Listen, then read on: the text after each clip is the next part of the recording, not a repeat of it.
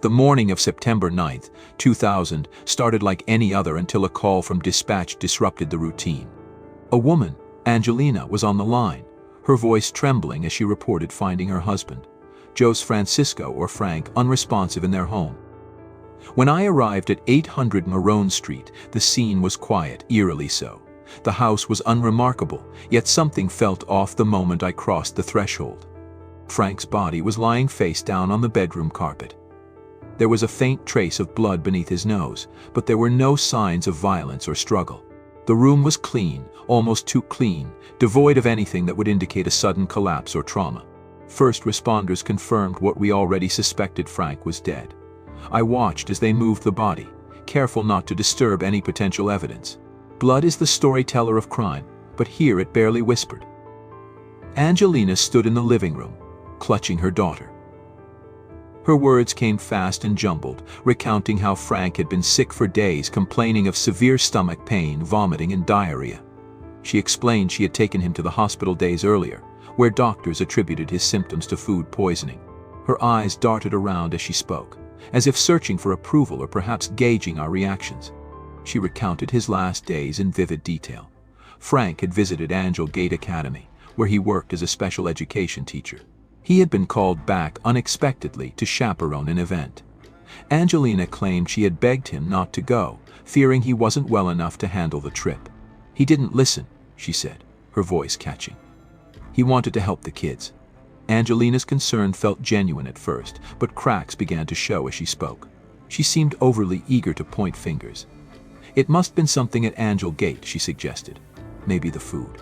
Maybe someone there poisoned him. The words hung in the air like smoke, clinging to every surface. It wasn't a statement of grief, it was an accusation.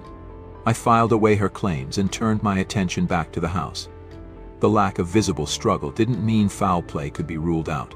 Poison doesn't leave bruises, but it leaves a trail, subtle, yes, but a trail nonetheless. The medical examiner would need to confirm what I suspected. This wasn't natural. The autopsy report came back a week later, and it confirmed what my gut had told me. Frank had died from ethylene glycol poisoning. Antifreeze. A slow, agonizing death. I replayed Angelina's words in my head, the way she had latched onto the idea of poison from the start, almost as if she knew. The case took a turn when I received a call from Frank's sisters. They told me about conversations with Angelina, how she had casually mentioned how easy it would be to poison someone with oleander, a common but deadly plant. They also shared their growing unease about her behavior before and after Frank's death. She's hiding something, one of them said. I couldn't shake the feeling that they were right. Angelina began calling me frequently after the autopsy results were shared. She was relentless, asking for updates, insisting I look into Frank's workplace. She claimed his supervisor, Chad Holloway, had a grudge against him. He hated Frank, she said. He even threatened him once. Her accusations were specific and damning, but something didn't add up. If Chad had poisoned Frank, how could he have known Frank would be at Angel Gate that day? The case felt like a puzzle with missing pieces, but those pieces were slowly coming into focus. Angelina's behavior, her knowledge of poison, her insistence on pointing fingers elsewhere, it all painted a picture I couldn't ignore. My team and I decided to dig deeper into her life, her motives, and her actions leading up to Frank's death. What we uncovered next would make it impossible to look away from her as the prime suspect. As the investigation progressed, I focused on Angelina's behavior in the weeks leading up to Frank's death. A pattern began to emerge, one that suggested she wasn't the grieving widow she claimed to be. Frank's sisters had mentioned something unsettling, a casual remark Angelina had made about oleander plants, a deadly toxin that could easily be masked in food or drink. This wasn't just idle speculation. It was knowledge only someone considering such an act might possess. I started with Angelina's phone records. She had claimed to receive a mysterious call on the morning of October 19th, a blocked number supposedly warning her that Frank had been poisoned with antifreeze. Yet, the records told a different story. There was no such call. The timeline didn't add up. If she hadn't received that call, how did she know about the antifreeze before the toxicology results were even finalized? Her eagerness to implicate Chad Holloway also struck a chord. She was relentless, pushing the narrative that he had poisoned Frank at Angel Gate Academy. When questioned, Chad was cooperative, albeit visibly shaken by the accusation. "I didn't poison Frank," he said firmly. I might not have been his biggest fan, but I'd never hurt him. His alibi checked out, and there was no evidence tying him to the crime. Angelina's persistent calls to my office became more frequent. She pressed for updates, often bringing up new theories that seemed oddly specific. One day she mentioned Oleander again, as if testing the waters to see how much we knew.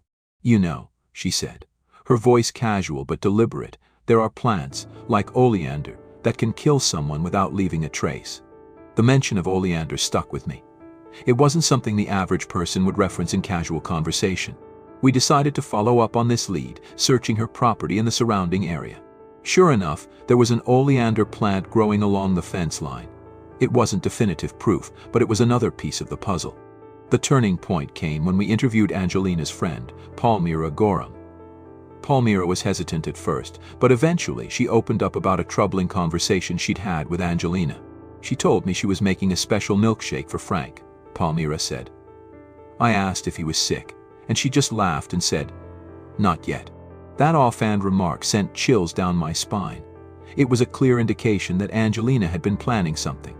Palmyra also revealed another detail. Angelina had been having an affair with her nephew, Lauren Moran's. The affair wasn't just a betrayal of her marriage, it was a potential motive. Palmyra recalled how Angelina had expressed dissatisfaction with Frank, even joking about what she might do if he were out of the picture. At the time, Palmyra had dismissed it as idle talk. Now, it seemed like a veiled confession. We dug deeper into Angelina's finances. 2 months before Frank's death, she had taken out a $250,000 life insurance policy on him.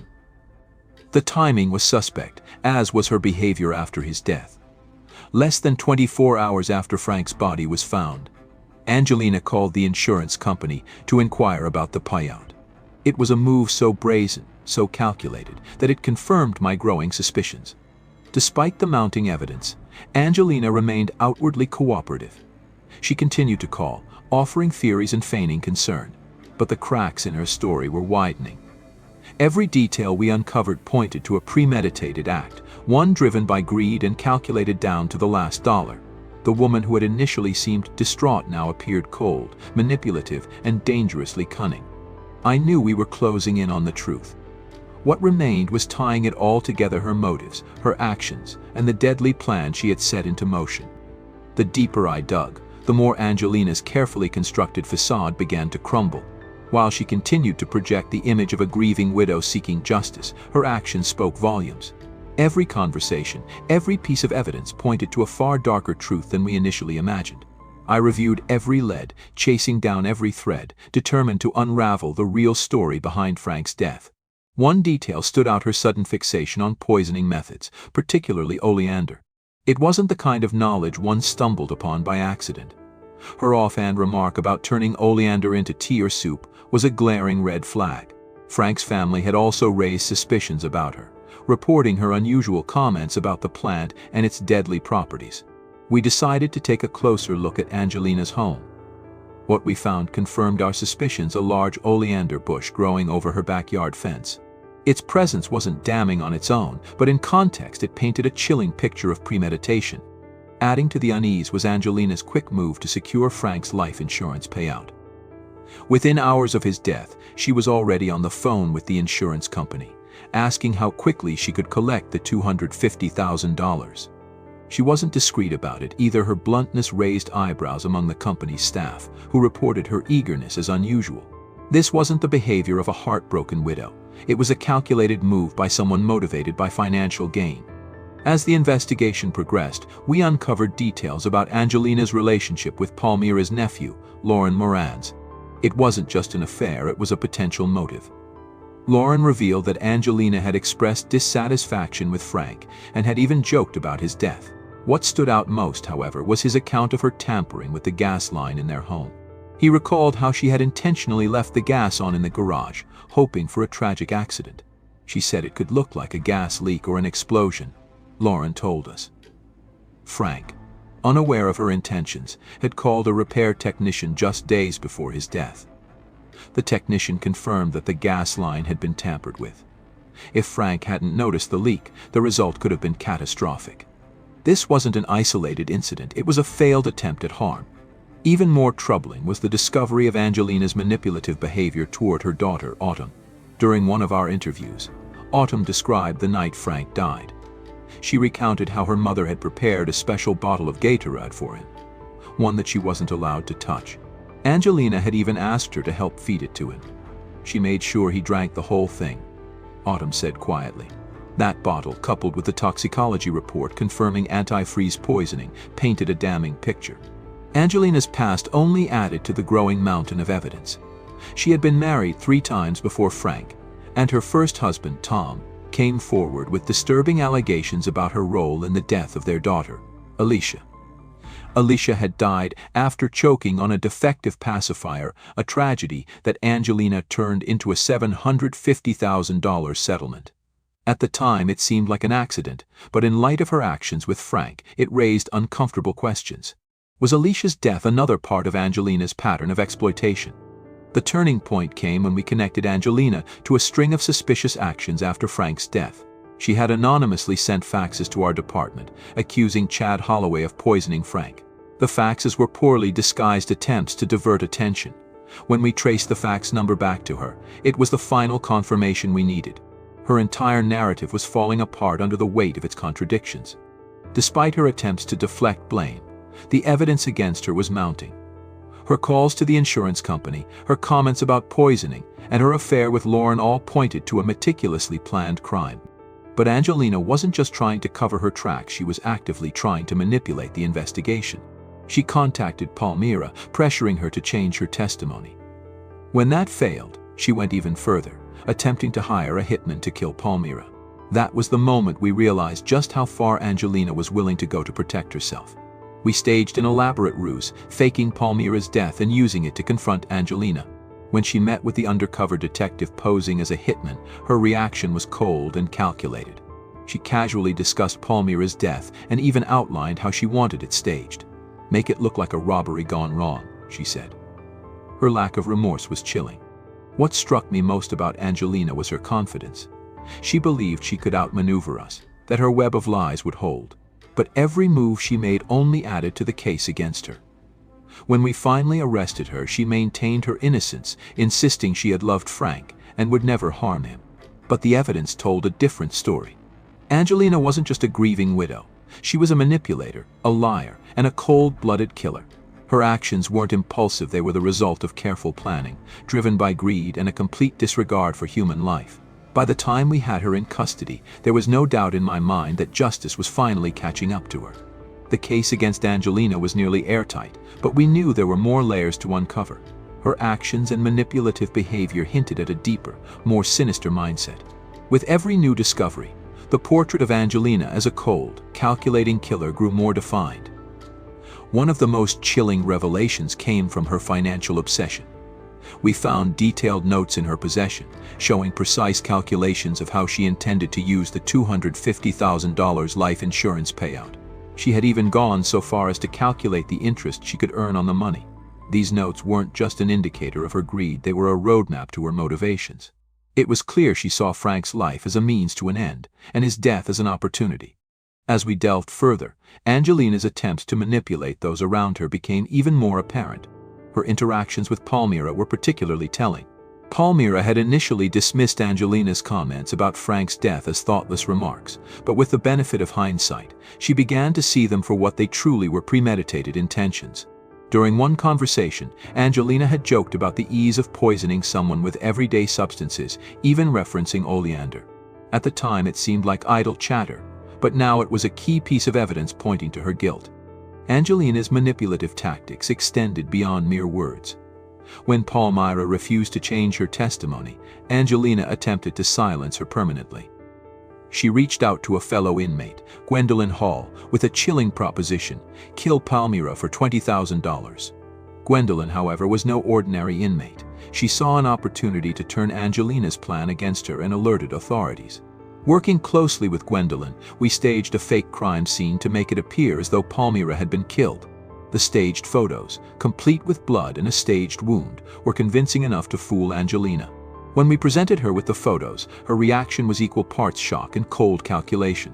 She tried to play it off, but her demeanor betrayed her.